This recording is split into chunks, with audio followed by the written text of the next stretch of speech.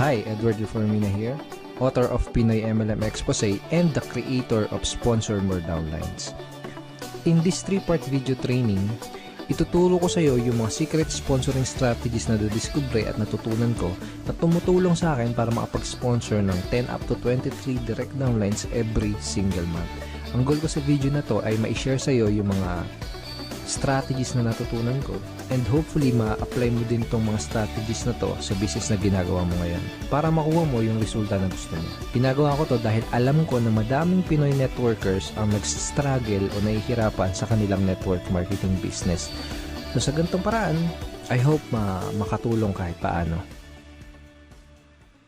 Ang una natin pag-usapan ay yung mga common problems na na-experience at nararanasan ng mga Pinoy networkers sa kanilang network marketing business. Una sa mga problem na yon ay yung puros hindi qualified ang mga na-invite na prospect, kaya puros rejections din ang napapala nila.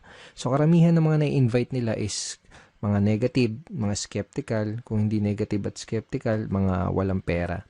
So ito yung ilan sa mga reason kung bakit puros rejections yung napapala nila doon sa mga ini-invite nila.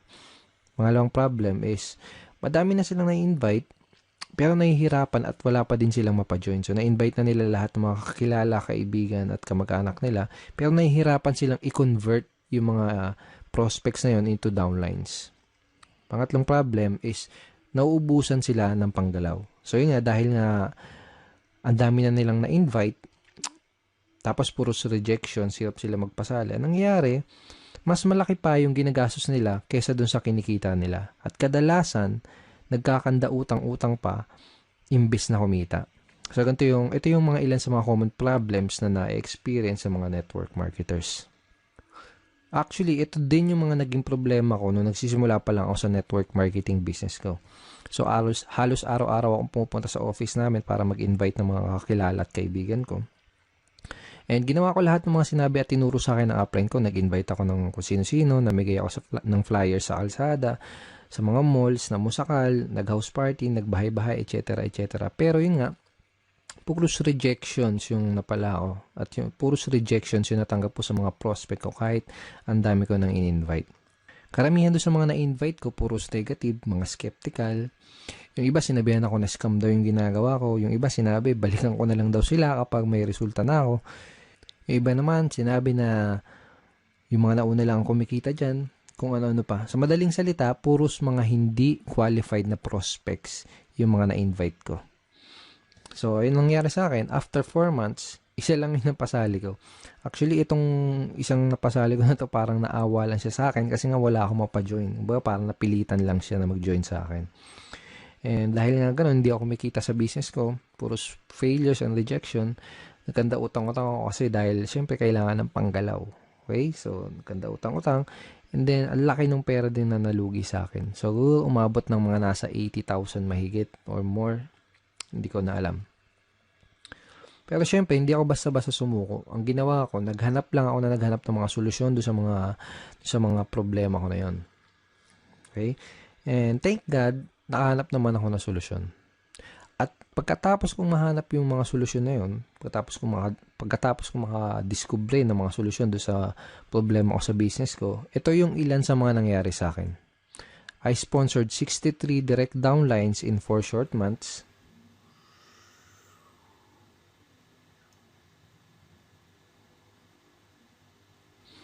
And consistently na din ako nakakapag-sponsor ng 10 up to 23 direct downlines every single month.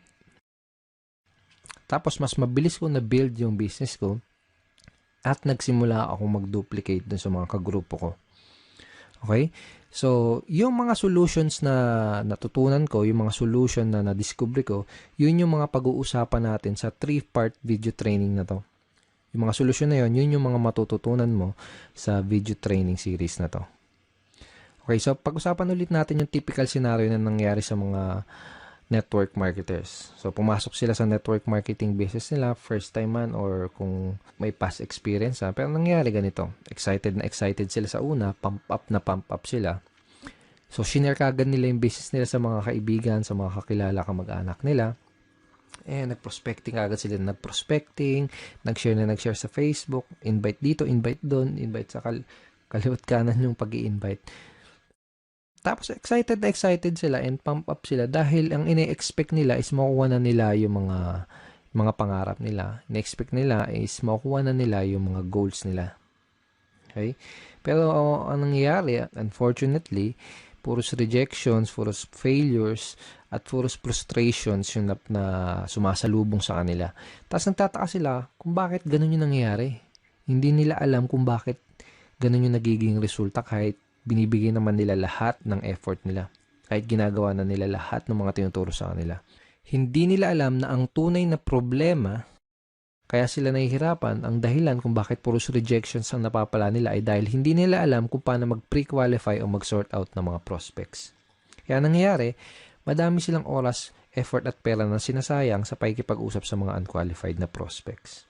Hindi din nila alam kung paano sagutin ng tama yung mga common MLM objections. Kaya kahit qualified na yung mga prospect na kausap nila, hindi pa din nila mapajoin dahil sa mga objections na hindi nila nasasagot ng tama.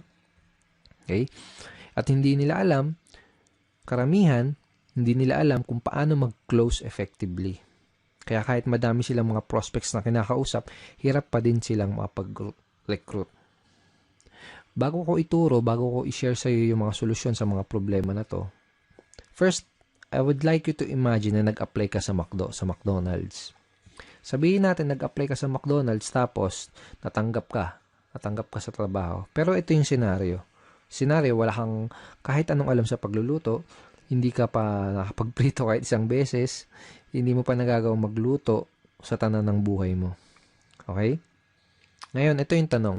Kapag inutusan ka ba ng manager para pumunta doon sa kitchen para magprito ng burger patty, ang tanong is, magagawa mo ba ng tama yung trabaho mo?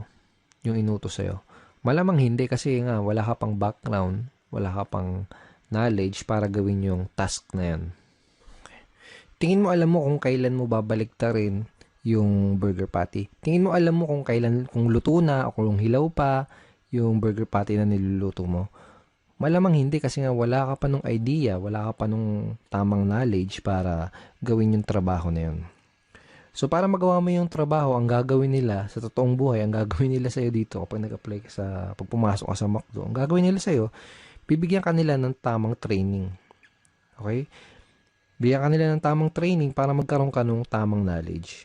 Pag meron ka na ng tamang knowledge, magkakaroon ka ng tamang skills para magawa mo ng tama yung trabaho mo. So, ganun din dito sa network marketing. Kung gusto mong magawa ng tama ang negosyo mo, kailangan mo ng tamang training at kailangan mong matutunan yung mga tamang skills. Lalo na kung first time mo pa lang sa network marketing or kung bago ka pa lang sa business mo. Ang solution dun sa mga pinag-usapan natin kaninang common network marketing problems is to acquire skills. Okay? Kasi kapag meron ka na ng mga tamang skills, tamang network marketing skills, yun yung magiging susi mo para maging successful ka sa network marketing business mo. Okay? Let's face it, kahit ano pang career at kahit ano pang business ang pasukin mo, you need to acquire skills. Kahit yung simpleng pagbabaligtad lang ng burger patty sa McDonald's, kahit yung simpleng ganung trabaho, is kailangan ng tamang skills, kailangan ng tamang training. What more pa kaya yung network marketing business mo, di ba? So, karamihan ng mga networkers parang ganito kasi nangyayari. Para silang sumusugod sa gera na wala silang dalang bala. Kumbaga, hataw sila ng hataw, araw-araw silang humahataw, kahit wala pa sila ng mga necessary skills na kailangan para magkaroon ng resulta at para magawa ng tama yung business nila. Kaya madalas na nangyayari, mas nauuna pa silang mag-quit bago pa nila matutunan yung mga tamang skills. So kung nahihirapan ka ngayon, kung nahihirapan ka makapag-sponsor, kung nahihirapan ka makapag-recruit, kung nahihirapan ka sa network marketing business mo, yun ay dahil wala ka pa nung mga kinakailangan na skills para maging effective na networker. Kung gusto mo ng resulta sa business mo, aralin mo lang ng mabuti yung mga skills na yun. Ngayon, pag-usapan natin na yung 3 solution skills to success that you need to learn. Ito na yung mga skills na kailangan mong matutunan. Ito na yung mga skills na kailangan mong ma-master kung gusto mong magkaroon ng resulta sa business mo. Okay, first skill is sorting skill. Second is objection handling. Third is closing skill. Ang una natin pag-usapan ay yung sorting. Bibigyan kita ng magandang analogy para mas mag-grasp at mas maintindihan mo na mabuti kung ano ba tong sorting. So sabihin natin may nakita kang 3 mansanas dun sa lamesa. Okay? So gusto mo kumain ng mansanas, kaya ang ginawa mo, kumuha ka ng kutsilyo, hiniwa mo sa gitna yung mansanas. Yung unang mansanas nakita mo, bulok na yung loob niya. So ang ginawa mo, hindi mo kinain. Okay? Pangalawang mansanas na hiniwa mo, nakita mo may uod yung loob. So ang ginawa mo, hindi mo din kinain. Okay? Yung pangatlong mansanas na hiniwa mo, nakita mo okay na siya. Hinug na at pwedeng-pwede nang kainin. So yun ang kinain mo. Yun lang yung kinain mo. So ang ginawa mo, hindi mo kinain yung naunang 2 mansanas kasi nalaman mo kaagad na hindi sila maganda kainin tsaka baka magkasakit ka pa. Okay? Ganun yung sorting. Pwede mong i-apply to sa network marketing business mo. Pwedeng sa simula pa lang, pwedeng sa una pa lang ay malaman mo na kaagad kung sino lang ba yung mga qualified dun sa lahat ng mga prospect na kinakausap mo. Para mag-i-invest ka lang ng oras, ng effort, tsaka ng pera mo doon sa mga qualified na prospect. Napaka-importante na matutunan mo ang skill na to kasi kapag marunong ka mag-sorting, hindi ka na mag-aaksaya ng oras, effort at pera para lang kausapin yung mga hindi qualified na prospects. Okay? Pag marunong ka mag-sorting, mas makakapag-save ka ng valuable time mo dahil ang mga kakausapin mo lang ay yung mga taong gustong makinig ng business presentation mo at ng mga sasabihin mo. Mas less din yung magiging rejection mo dahil masasala mo ng maigi yung mga makakausap mo at madadala mo sa opisina nyo. Ngayon, tatanungin kita, sino mas gusto mong kausapin? Sino mas gusto mong entertainin? Sino yung mas gusto mong dalhin sa opisina nyo? Yung mga taong walang idea sa pupuntahan nyo, yung mga negative, mga skeptical, yung mga walang pang-invest, o yung mga qualified, open-minded, at may mga desire maging successful na prospect na interesadong malaman ang opportunity mo. Okay? So, di na kailangan tanungin, di ba? You can easily sort your prospects by identifying the reason why. Madali mong masusort out yung mga prospects na kinakausap mo. Ang kailangan mo lang gawin is alamin mo kung mayroon ba silang sapat na reason why, kung ano ba yung reason why nila, kung may maganda ba silang reason why para maging part ng business mo. Okay? So sabihin natin may kinakausap kang prospect, may pinoprospect ka, o kaya sabihin natin may nag-inquire sa'yo sa mga advertisement mo, sa mga online post mo, sa mga post mo sa mga dyaryo, etc. Kung ano man yung ginagawa mong promotion. Ito yung mga ilan sa mga kailangan mong malaman para malaman mo kung qualified ba yung prospect na kinakausap mo. Okay? Bakit nila kailangan ng additional income? Bakit nila gustong maging successful? May problema ba silang gusto nilang masolusyonan? Bakit nila gustong magkaroon ng pagbabago at mas magandang buhay? Madali mong ma-identify yung mga reason why ng prospect mo by simply asking the right questions. This time, gusto kitang bigyan ng mga example questions, example lines na ginagamit ko para magawa kong malaman kung yung mga reason why ng prospect ko, para magawa kong malaman kung qualified ba yung prospect na kinakausap ko. So, sabihin natin na introduce mo na yung opportunity mo. Ito yung question na pwede mong itanong sa kanya para malaman mo kung ano yung reason why niya at para malaman mo kung qualified ba siya na prospect para sa business mo. Ito. Pwede mo bang sabihin bakit gusto mong magkaroon ng blank? Okay? So, sabihin natin, in-offer mo yung opportunity mo as a part-time business or home-based business, extra income, o kung ano man. Ganito. Ganito sasabihin mo. Pwede mo bang sabihin bakit gusto mong magkaroon ng home-based business? Pwede mo bang sabihin bakit gusto mong magkaroon ng part-time income? Okay? Another example, another variation ng question na to, ito. Ano yung reason bakit ka interesado na magkaroon ng blank? Okay? Again, ilalagay mo doon sa blank kung paano mo ina-offer yung opportunity mo. For example, ano yung reason bakit ka interesado na magkaroon ng home-based business? Ano yung reason bakit ka interesado na magkaroon ng part-time income? Ano yung reason bakit ka interesado na magkaroon ng additional source of income? Malalaman mo kung qualified ba yung prospect na kinakausap mo base dun sa isasagot niya dito sa itatanong mo. Kapag tinanong mo sa prospect mo to, ganito yung pwedeng isagot niya sa'yo. Okay.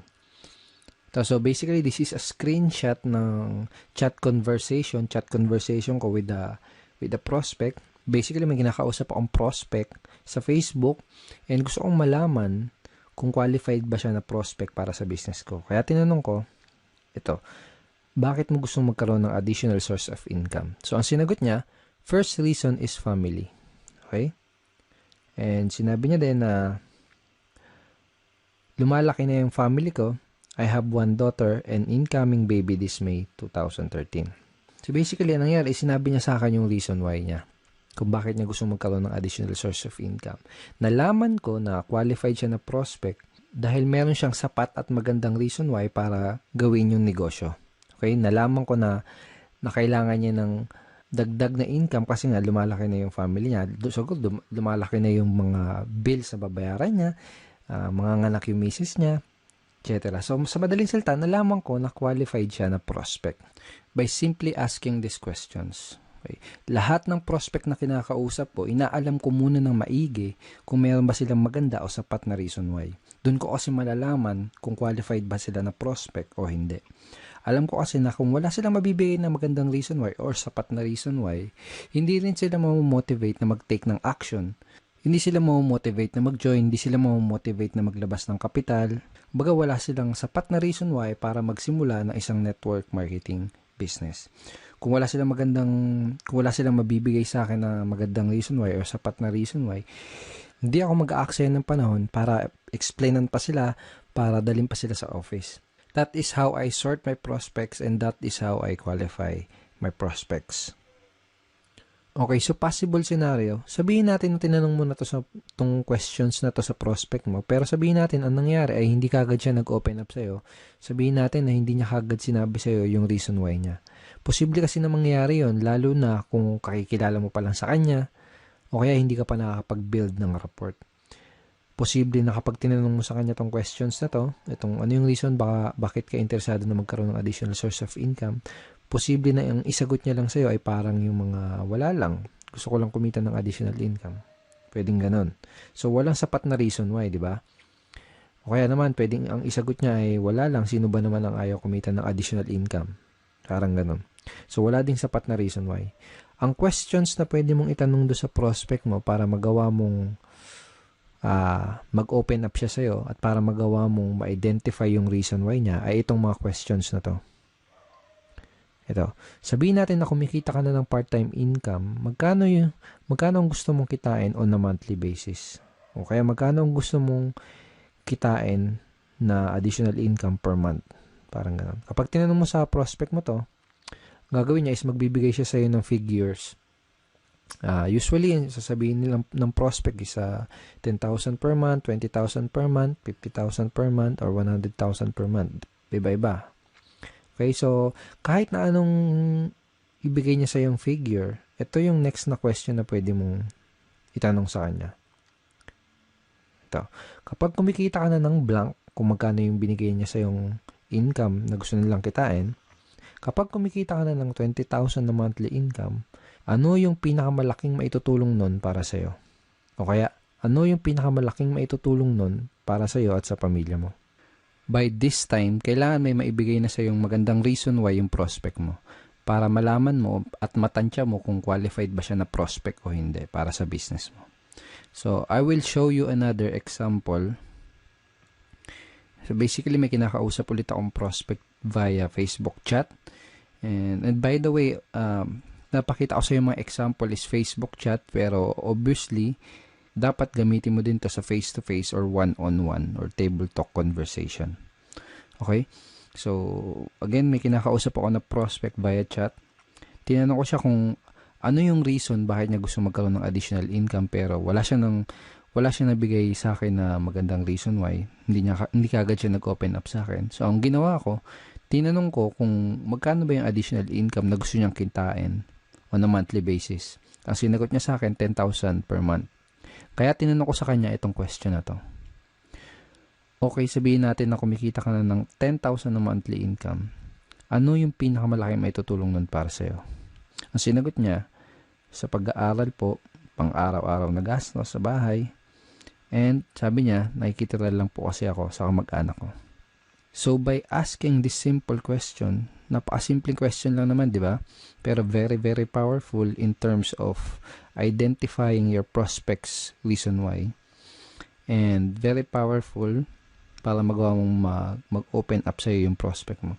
So, by asking this simple question, nagawa kong mag-open up yung prospect at nalaman ko na qualified pala siya dahil may maganda at sapat na reason why pala siya para gawin yung business.